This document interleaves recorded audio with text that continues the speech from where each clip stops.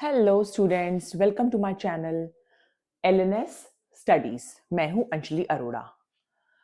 Tenses का part हम लोग कंटिन्यू कर रहे हैं और मैं उम्मीद करती हूं आप मेरे जो भी मैं फ्रेश वीडियोस डालती हूं अगर वो कनेक्टेड है तो आप उससे पहले इसका पुराना लेक्चर जरूर देखिएगा। ठीक है, हम लोगों ने सिंपल टेंस पर हम लोग काम कर रहे थे।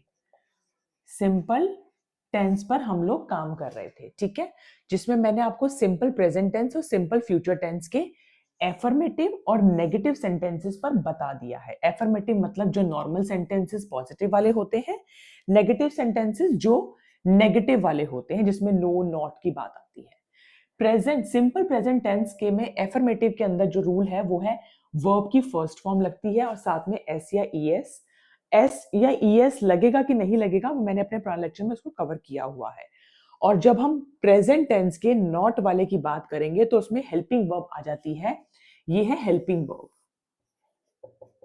डू और डस। अब डू कहां डस कहां ये भी मैं आपको सब एक्सप्लेन कर चुकी हूं, मैं बस एक बार रिकॉल करवा रही हूं इस पार्ट को। डू डस प्लस नॉट और वर्ब की फर्स्ट फॉर्म लगती है, जैसे कि he does not enjoy, he does not ऐसे करके आएगा।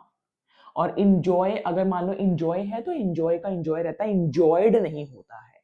इंजॉय वैसे ही के साथ क्या आएगा, इंजॉय या इंजॉयज, लव या लव्स, ही लाइक या ही लाइक्स, वो जरूर मुझे कमेंट सेक्शन में बताइएगा।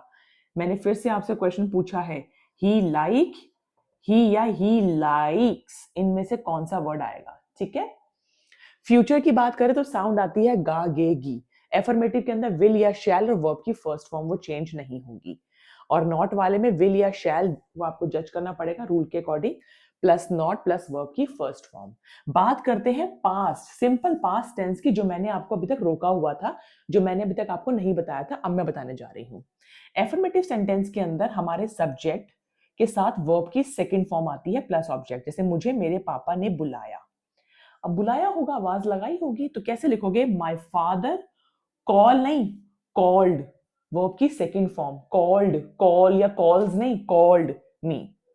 ऐसे ही नेगेटिव सेंटेंस के अंदर सब्जेक्ट के साथ ये है हेल्पिंग वर्ब, जैसे प्रेजेंट के अंदर डू या डज है, फ्यूचर के अंदर विल या शैल है। ऐसे ही सिंपल प्रेजेंट टेंस के अंदर नेगेटिव वाले में जो हेल्पिंग वर्ब है वो है did, did not. Miss Anjali did not teach us, miss Anjali ने हमें नहीं पढ़ाया था। नहीं पढ़ाया था तो नहीं पढ़ाया था, किसी रीजन से हो सकता नहीं पढ़ाया हो, तो इसीलिए मैंने आपको ये हेल्पिंग वर्ब बताने के लिए जो है इस पर्टिकुलर वीडियो को अपलोड किया है। मैंने अभी तक जो है आप लोगों के साथ सिंपल प्रेजेंट टेंस का, सिंपल सॉरी प्रेजेंट, पास्ट और फ्यूचर के एफर्मेटिव और नेगेटिव सेंटेंसेस पर काम कर दिया है, काम कर दिया है।